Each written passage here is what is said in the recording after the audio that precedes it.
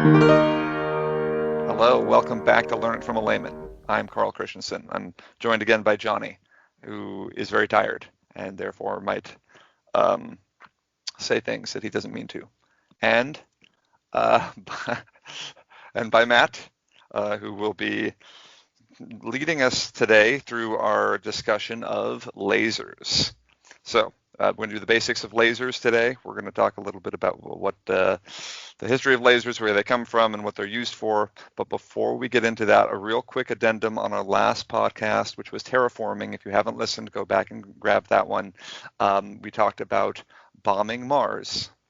And it turns out, after our podcast, I was doing a little more digging into what the stuff that we talked about.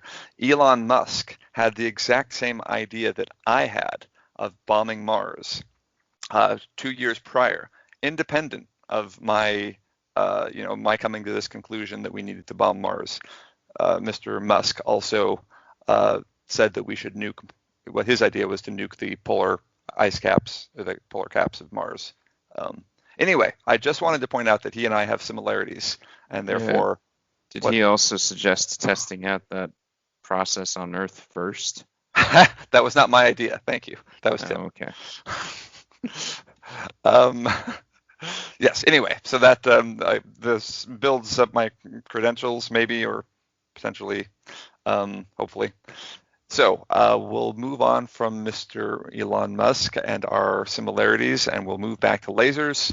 So first of all, most importantly, I wanted to give you the definition of laser because it's one of those words that you're not entirely sure, or I at least wasn't aware that it actually is an acronym.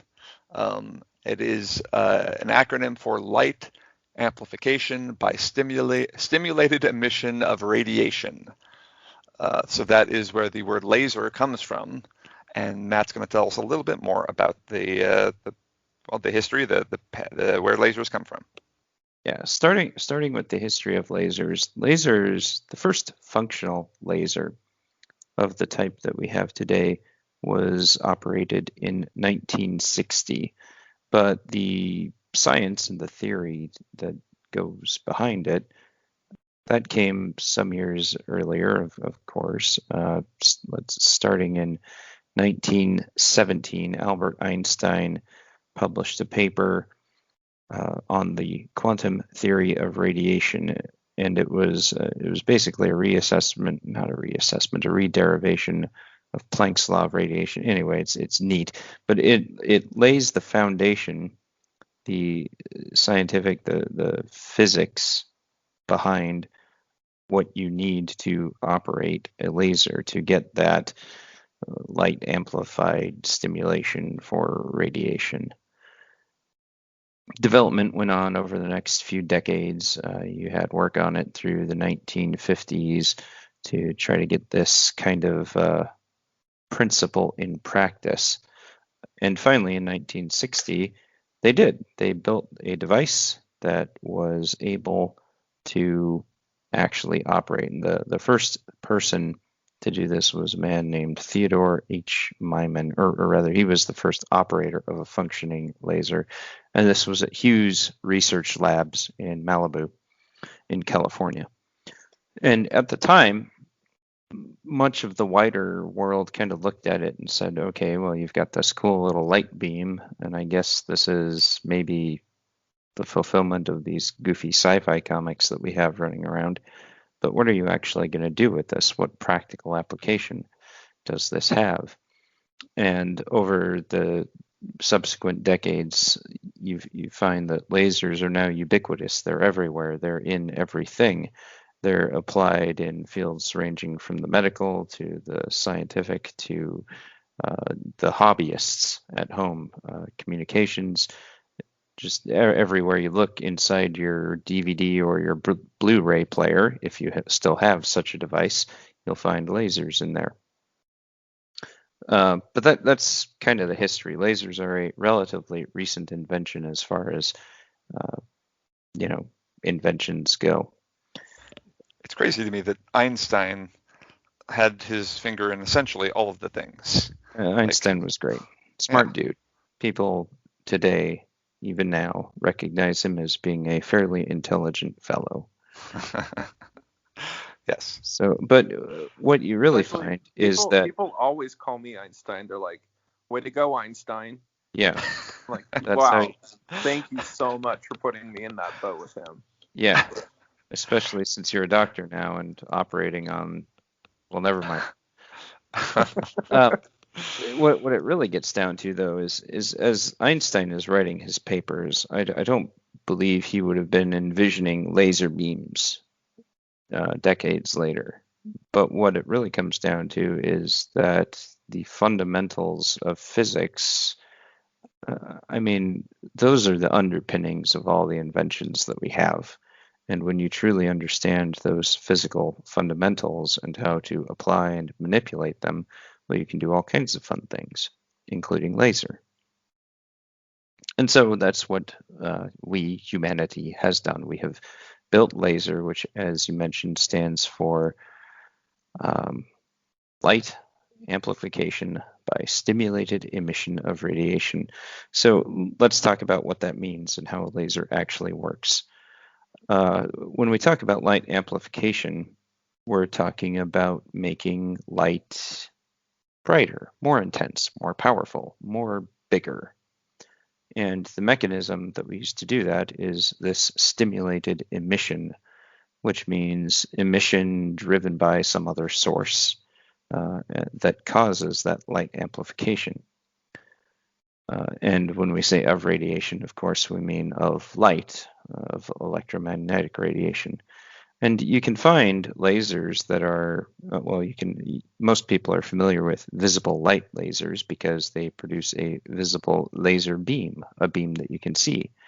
But you have lasers that operate in all portions of the electromagnetic spectrum. You have infrared lasers, you have ultraviolet lasers, you have X-ray lasers. Theoretically, you should be able to build a gamma ray laser, although that one is difficult. But all of these are radiation, electromagnetic radiation, and it's all artificially, or rather externally stimulated, and it all results in the amplification of that radiation, generally visible light. Did you have a question or comment? No, but I was going to comment like I don't. So you just said essentially you can create lasers across the electromagnetic spectrum. Was that? I assume the first lasers were that the original ones were just created for visible light, and then they broadened out from there. Well, I'm not actually sure what the very first lasers were. Okay. In fact, well, early on you had you had a device called a maser, which was a microwave. The same acronym after that, rather than light amplified, it was microwave amplified, and it just uses a lower frequency portion of the electromagnetic spectrum, a highly focused microwave beam using radio waves essentially. And they were building those earlier, but yeah, the first functioning laser, which implies frequencies around or above the visible light spectrum, that came in 1969. Like I said, I don't know exactly what band that would have been in, whether it would have been red, green, blue, ultraviolet, infrared, or what. Sure. But it would have been somewhere up in that chunk of the spectrum. Maser, that's not and granted, I'm not technical, which is why this podcast is what it is, but that's not something I'm at all familiar with, where lasers has that kind of become the generic term for all types of stimulated emission of radiation, even if it's not visible light? Well, no. I mean, it's kind of become the generic term for anything that is infrared or higher in terms of in frequency. So infrared, visible light, ultraviolet, X-ray, gamma ray, anything really high frequency radiation that kind of falls in the laser bucket, even though you could argue that an X-ray laser is not really a laser at all because it's X-rays. Now masers are lower frequency. When we talk microwave, we're talking things that are measured in gigahertz, which is much, much, much, much lower frequencies than you have for visible light. And what do you do with a maser? Well, tune in next time for that podcast, I guess. But we're kind of focusing on lasers right now, and that's the one that most people are familiar with because that's the one that you find in your house all over the place. But let's go into kind of what we mean by light amplification by stimulated emission of radiation. A very simplistic way to think of a laser is when we talk about the amplification, we're all familiar with audio amplification in any time you've had that horrible feedback loop when you point your speakers directly at a microphone and you suddenly get this horrible high-pitched screechy noise. Well, what you're getting is massive amplification of those sound waves. Those sound waves are generated by your speakers. They go into your microphone. They go back through your computer and sound card where they're amplified. They're chucked out your speakers at a higher volume, back into your microphone, back into your computer where they are amplified again in a nearly instantaneous cycle where suddenly you get a massive amplitude of sound that manifests as your speakers screaming at you. Well, you can do kind of sort of the same thing with light. You can create a feedback loop where you get amplified light, just like you can get amplified sound. The method that you use to get that amplified light is that stimulated emission part. So how a laser generally works is you have something called a gain medium. This is the thing that you use to amplify your light, and your gain medium can be any number of things. It can be a gas, it can be a solid, it can be a liquid, it can be a plasma, it can be whatever. And different gain media will give you different types of lasers. And with that, you have your external source of power that you hook up to it, your external source of stimulation, I guess. And typically, it's something like a basic light or an electrical current, something like that.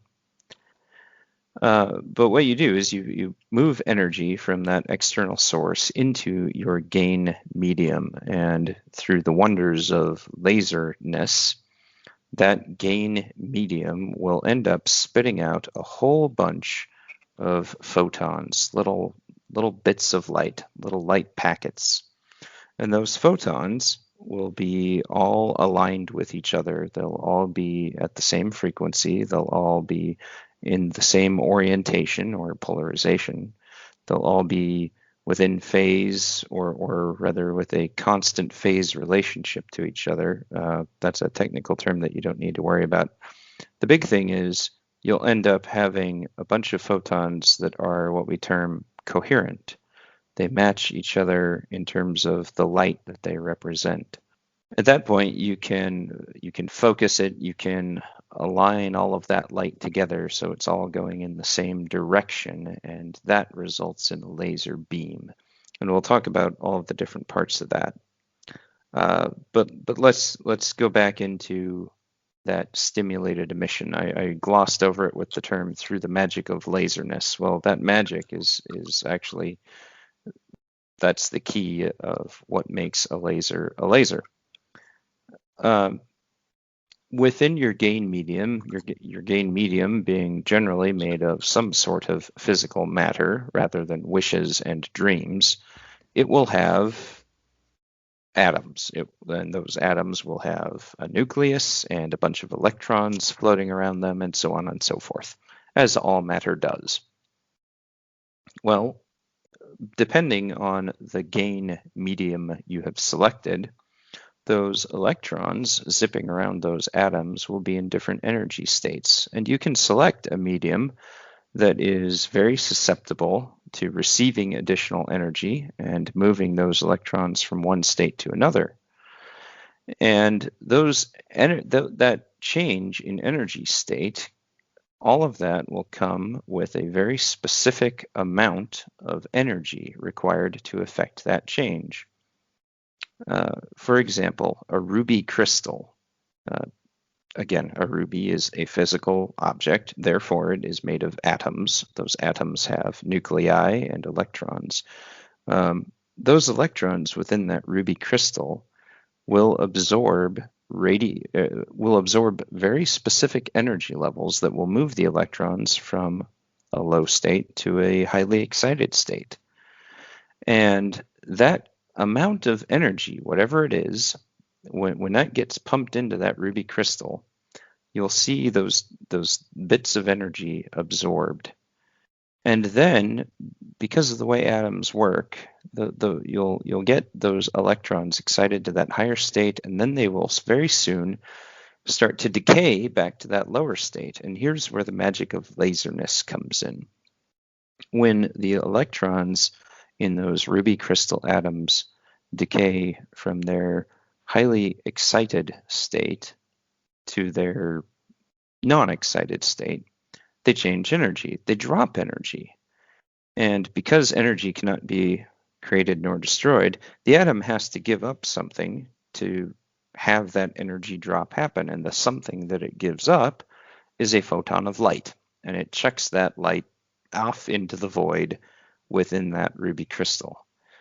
Now here's where the magic happens. That newly emitted photon is that chunk of light is at a frequency that is dictated by the energy change needed to raise that electron from one level to another.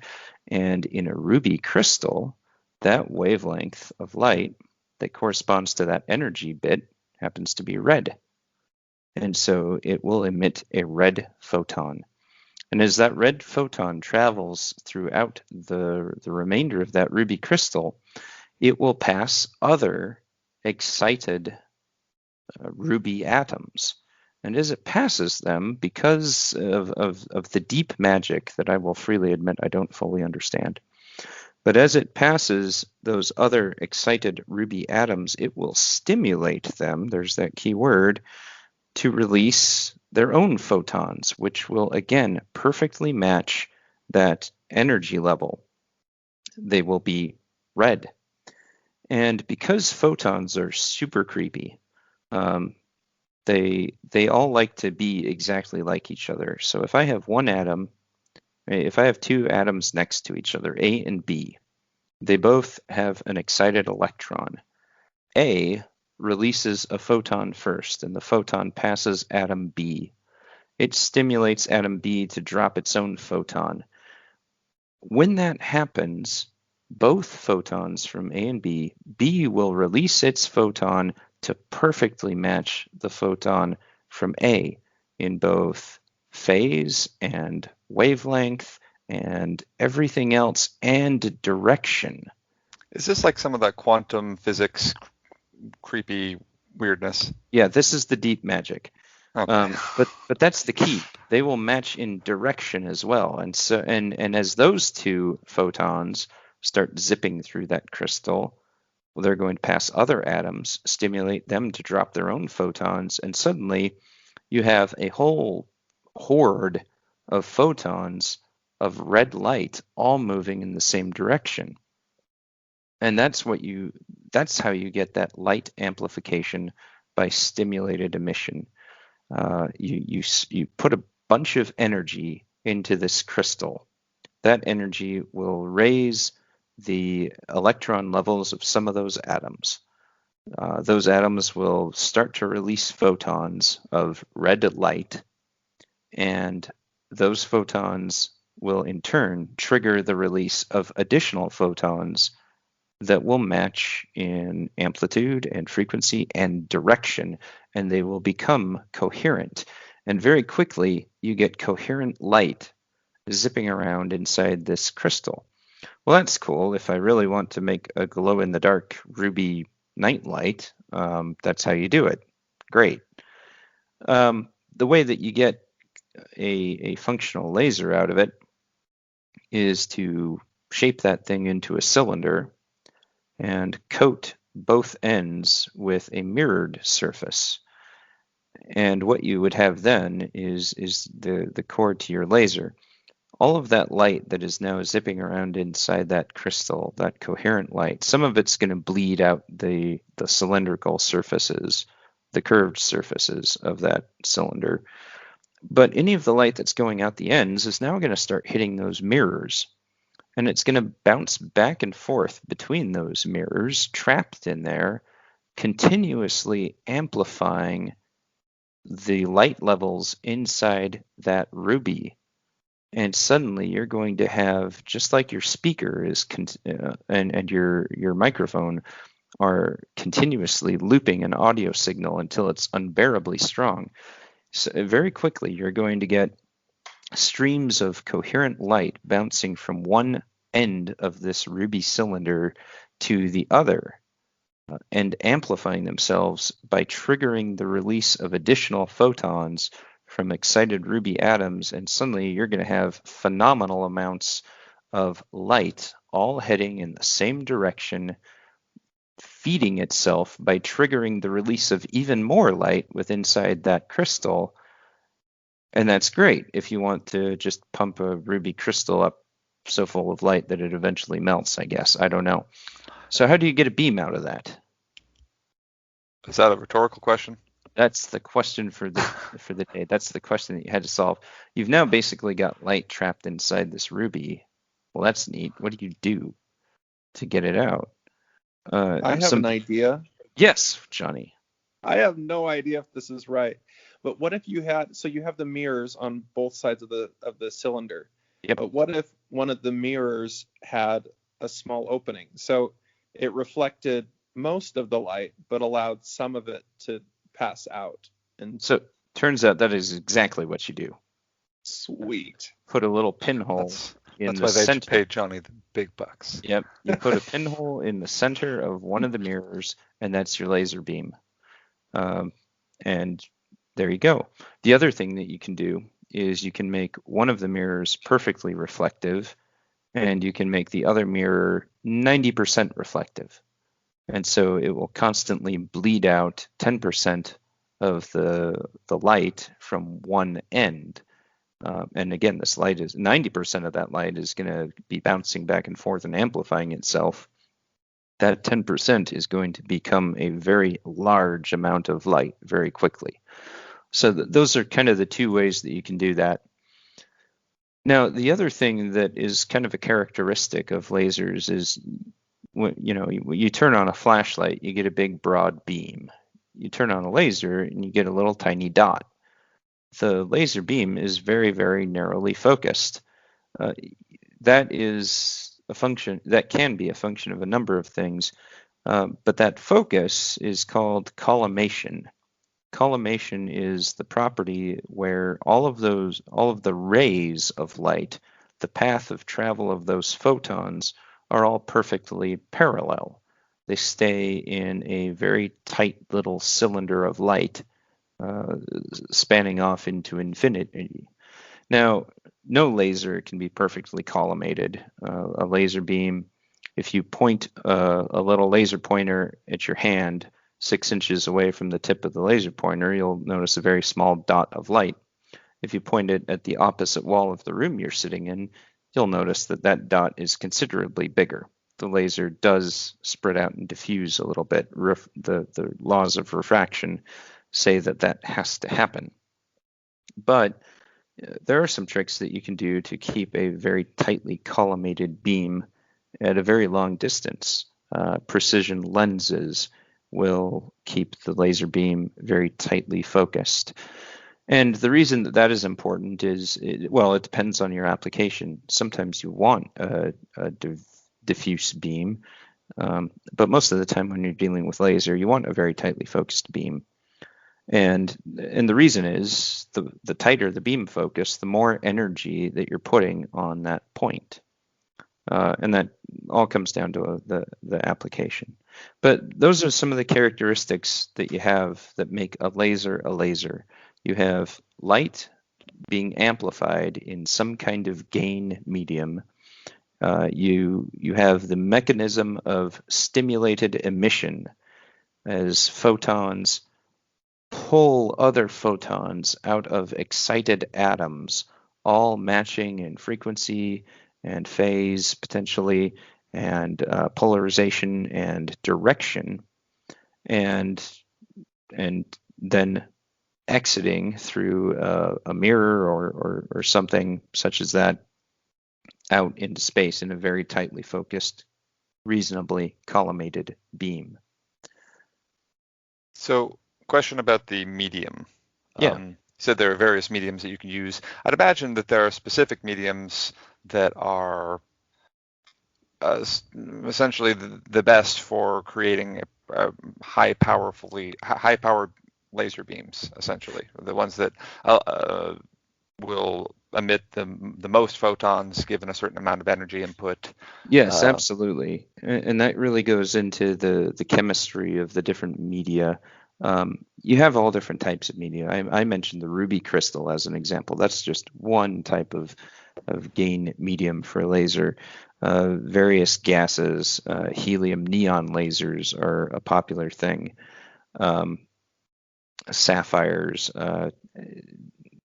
you have all these elements that you can combine. Titanium doped exotic minerals produce different types of things. In fact, you can even get a laser that emits multiple frequencies by doing some crazy stuff with titanium. But all of those media, whatever one you choose, they employ those basic mechanisms of amplifying light through that stimulated emission process. Now, the medium that you choose directly corresponds to what type of light you're going to get out of it. And it has to do with how I mentioned the atoms in that ruby, the outer electrons, they take a very specific energy level to be excited from one stage or from one level to another.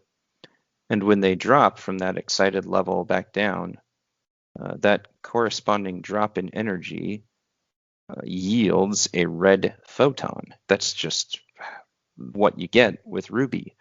If you have some other medium like helium neon, you get a different energy level that corresponds to a different wavelength of emitted photon. You get blue, you get green, you get ultraviolet, you get X-ray, based on whatever medium you select.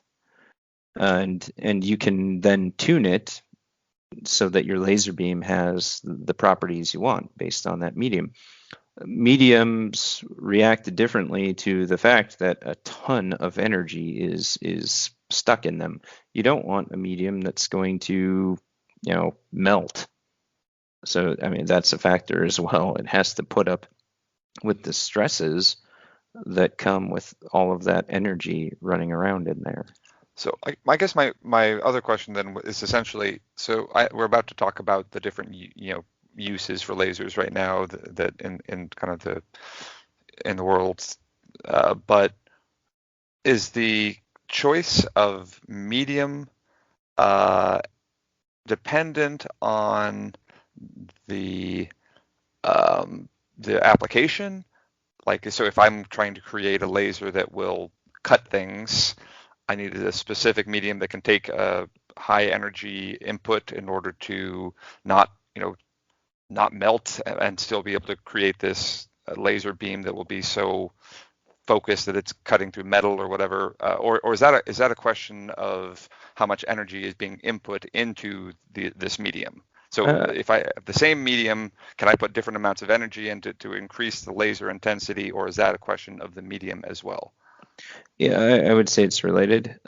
Different media are definitely used for different things. And yeah, there are limits to what you can do with power levels. And the power systems behind a laser are a whole separate topic that I'll admit I'm very much a layman in that regard. I couldn't talk particularly intelligently to that, other than to say, yes, the medium that you select is related both to your application and to the power that you want out of it. And well, I mean, the application is related to the power you want out of it as well. For example, when we talk laser eye surgery, we're literally firing a laser into your eyeball to weld or cut tissues. If you want to repair a detached cornea, you're welding a cornea.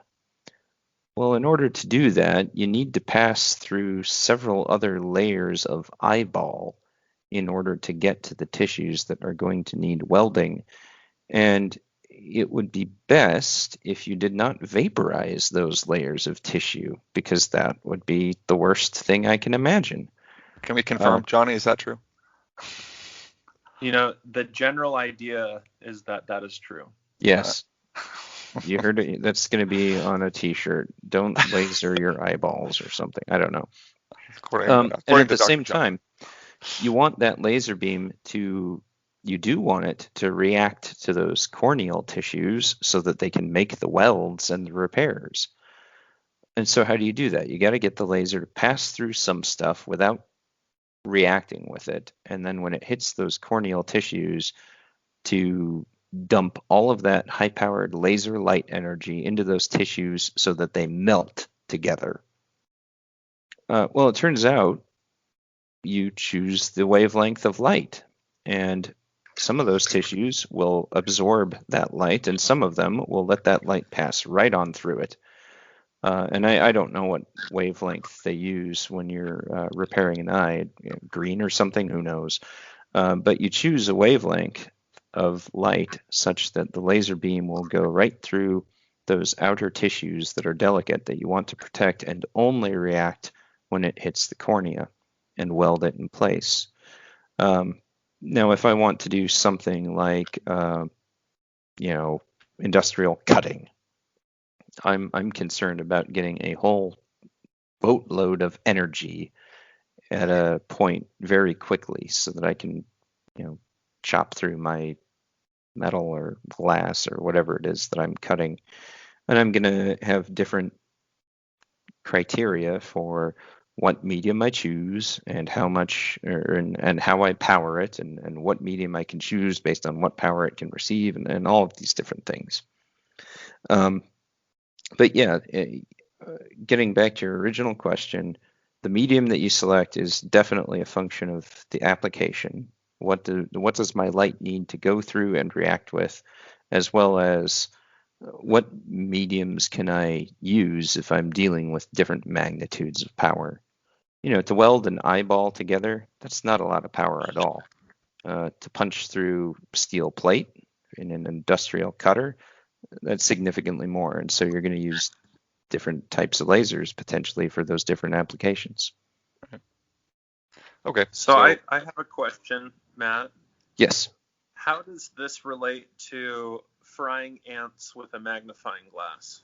So it turns out that it kind of doesn't, other than to illustrate that light itself can be used to deposit a large amount of energy on something.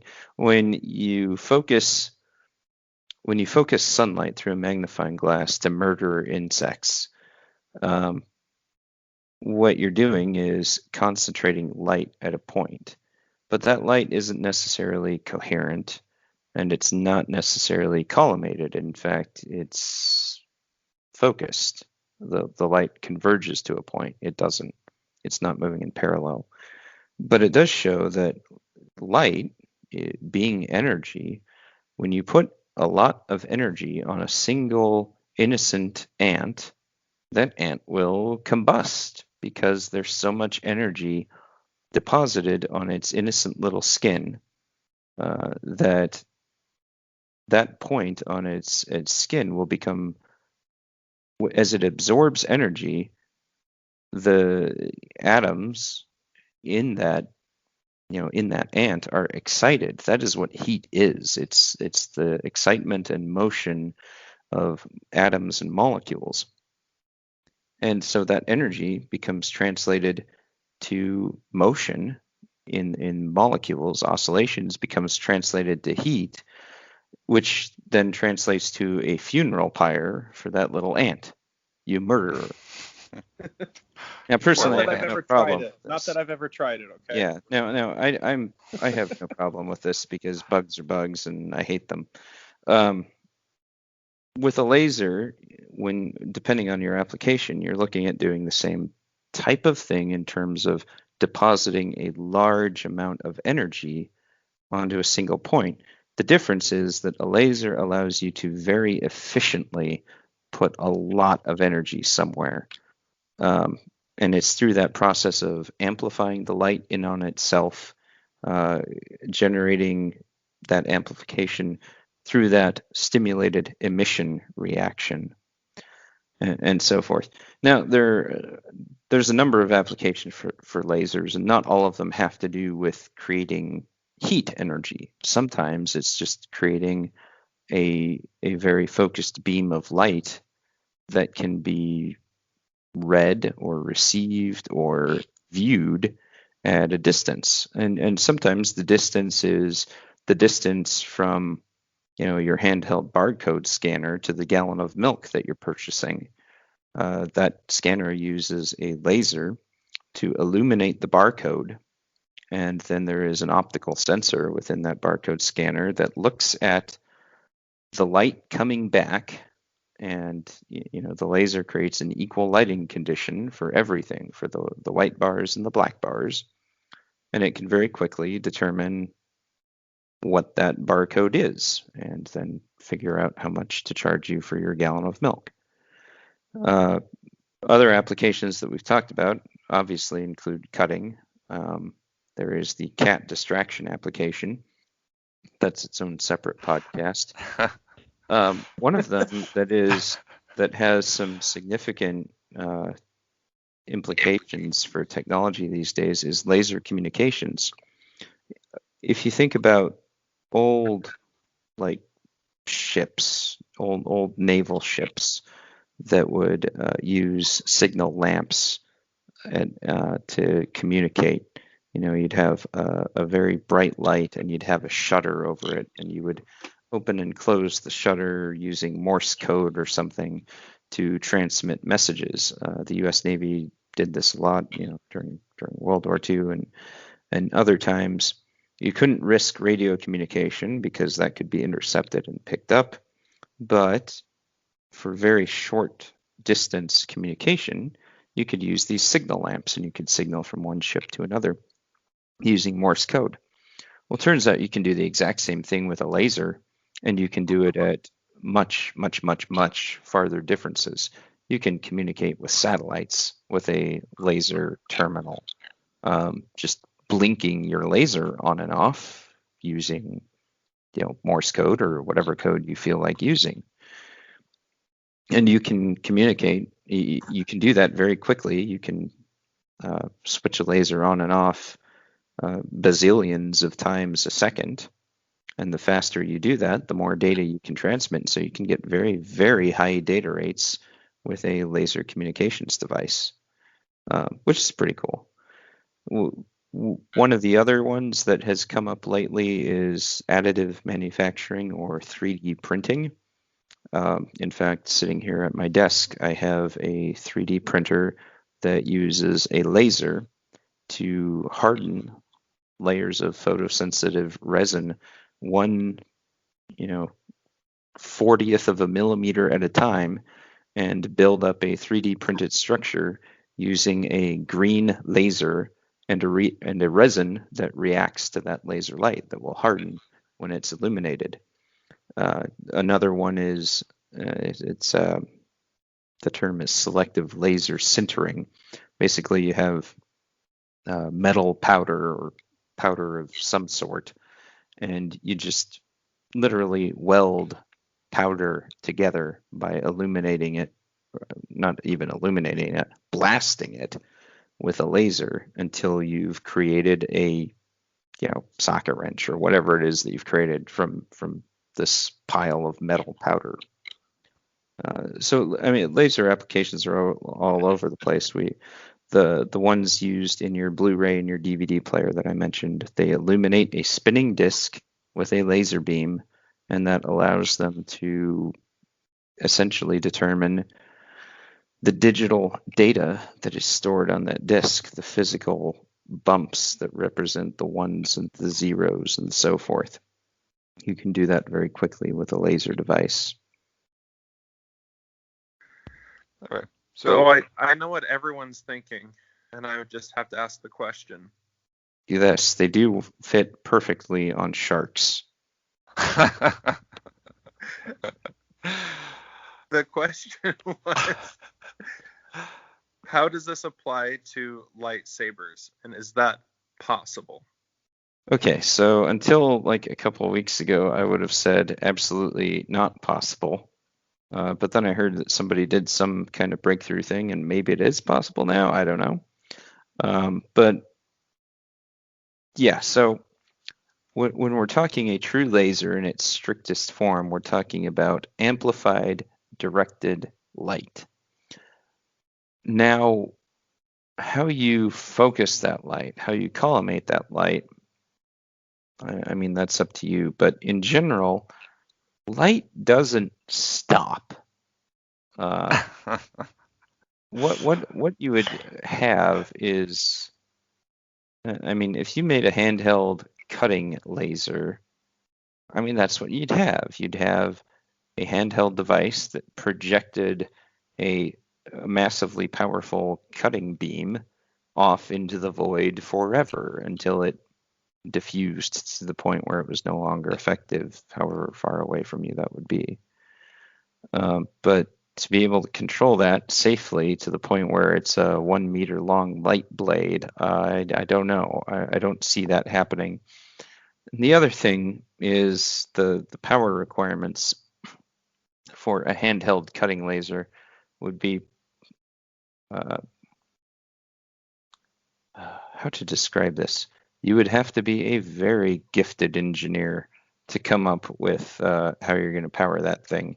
Because all of the other gifted engineer nerds that have been thinking about this for years, yes, you have. I know you're out there. They haven't been able to do it yet. So it's like AA or AAA, is that?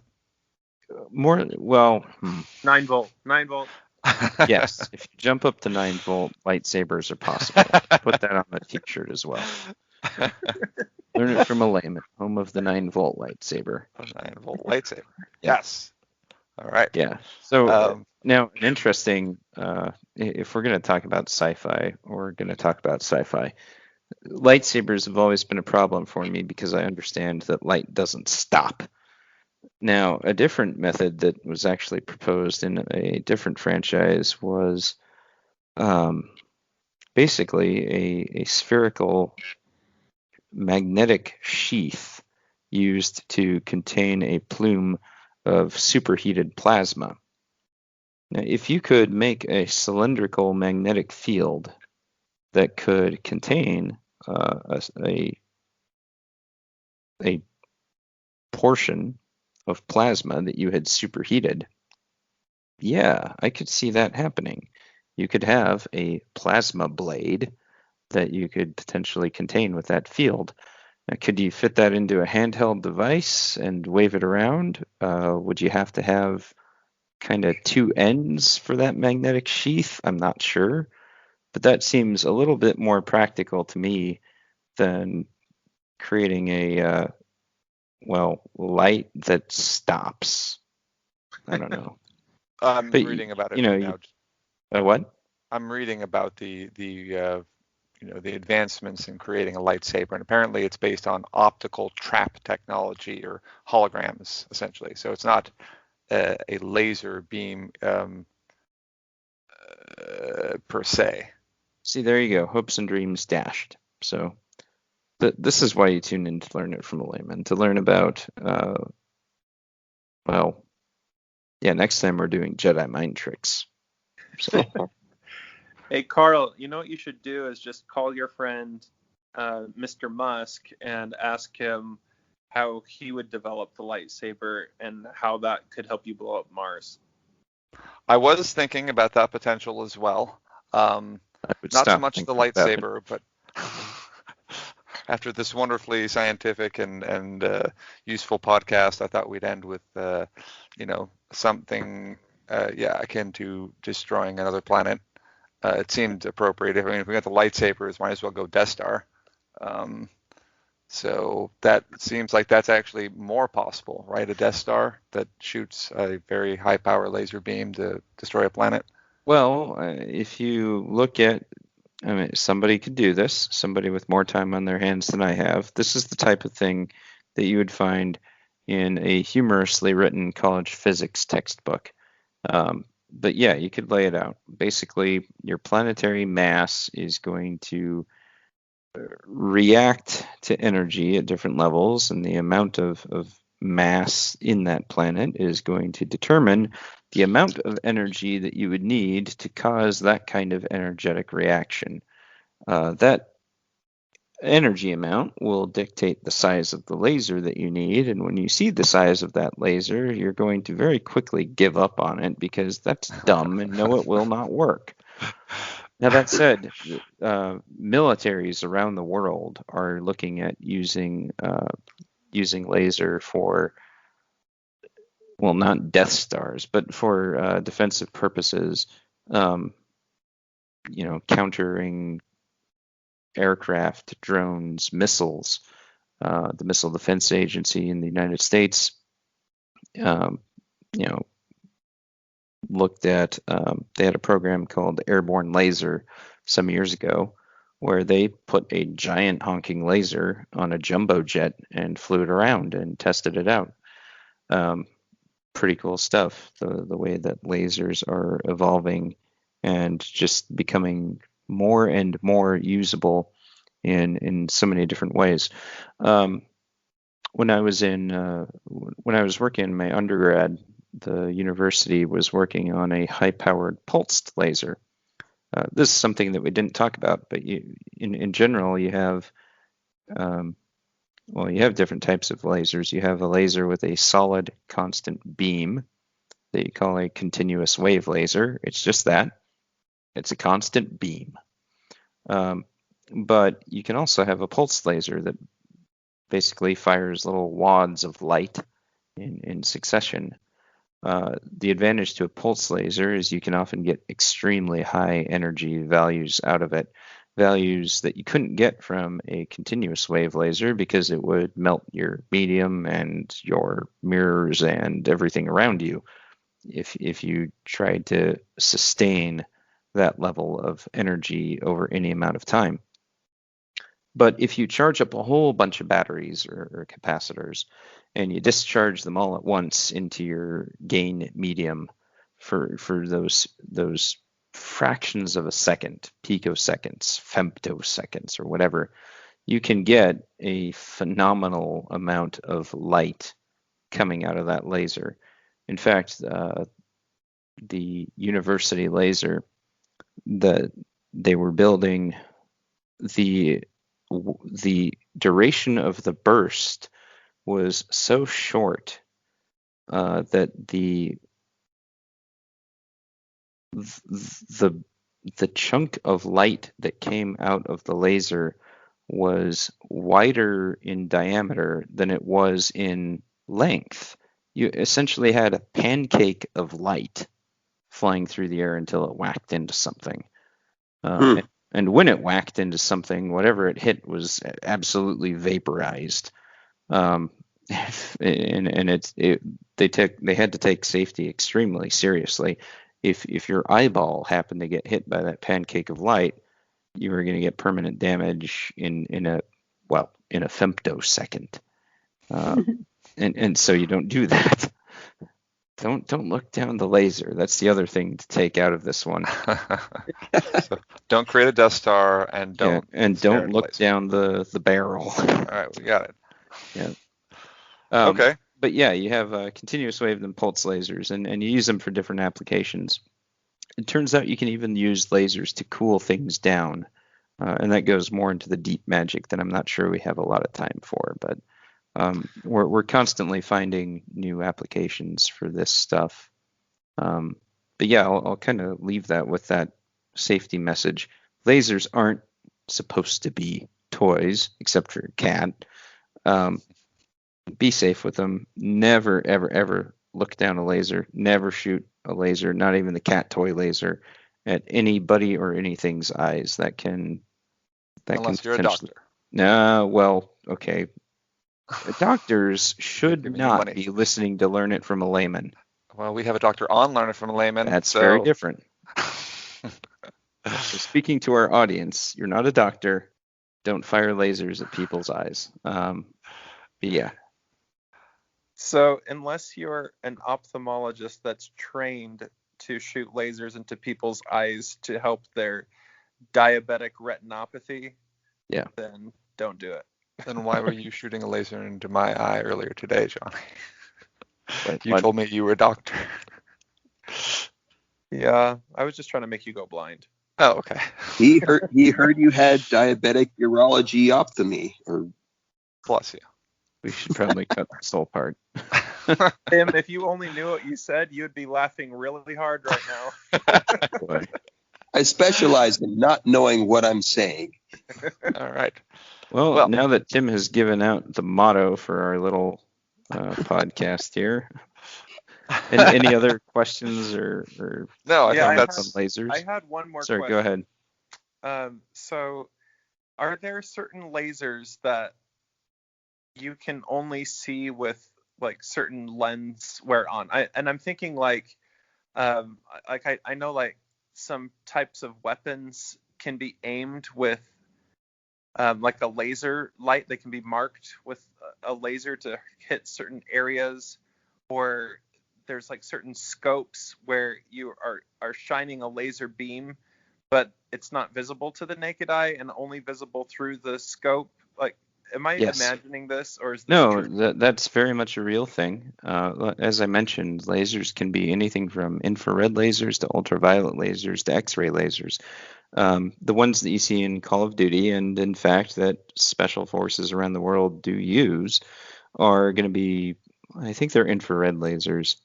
But yeah, it's a beam of infrared light, and you can't see it with the naked eye. But you can see it if you're wearing night vision goggles. And so you can illuminate a target in a room. You'll know exactly where your bullet's going to go, and your target won't even know that he or she is being illuminated. The other one that we hear about in military terms is laser guidance. Well, that's kind of a different application. The laser, when we talk about laser guidance, we're talking about having a different weapon home in on a dot. Imagine that you have your strike aircraft, and your strike aircraft is loaded with cats.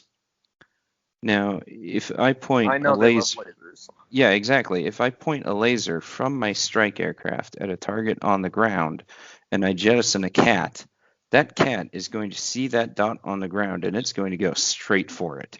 And it's going to land on that dot that is on my target, and suddenly my target will have a cat on it, because cats home in on lasers. Well, it turns out you can put a cat in a bomb, or rather, you can make a bomb behave exactly like a cat. The bomb has an optical sensor. The sensor sees that dot of laser light and says, that is the thing that I must go for, that I must hit. And it guides itself into it, and that's the end of that. But yeah, that's one of the military applications of lasers. But yeah, you absolutely can, most of the time, that aircraft is not going to be illuminating its target with a visible light laser, because, I mean, who wants to have laser beams coming down from the sky giving away your position? It's going to be some other wavelength. I don't actually know what. I don't know, maybe it is visible light. I'm a little out of my depth there. But yeah, that's kind of the theory there. Very interesting. Thank you. I think Tim? that's a good motto for Learn It From a Layman too. A little out of our depth. Thank you. Yes. Quite. All right. Well, we'll end there. It's been a great, interesting podcast. Lots of both practical applications of lasers and impractical applications of lasers discussed. So hopefully you've become, more versed in this subject beyond the impractical, more towards what you could use. And if nothing else, do not look in the laser beam, and that you can't build a Death Star. So until next time, go listen to our previous podcasts, learn more about the electromagnetic spectrum. That give you more insight into this podcast as well. And we will be back again with, I believe, units of measurement next podcast. Thanks. That's more exciting than it sounds. So come back. Not quite as exciting as lasers, but it's also fun. Is that also an acronym? Units of measure? Yeah, I'm sure. I want you to come up with a really good acronym. Carl's going to come up with a very good acronym for the next section. Okay. I can't wait to hear what you have to say, Carl. All right. So that's the teaser. Come back next time.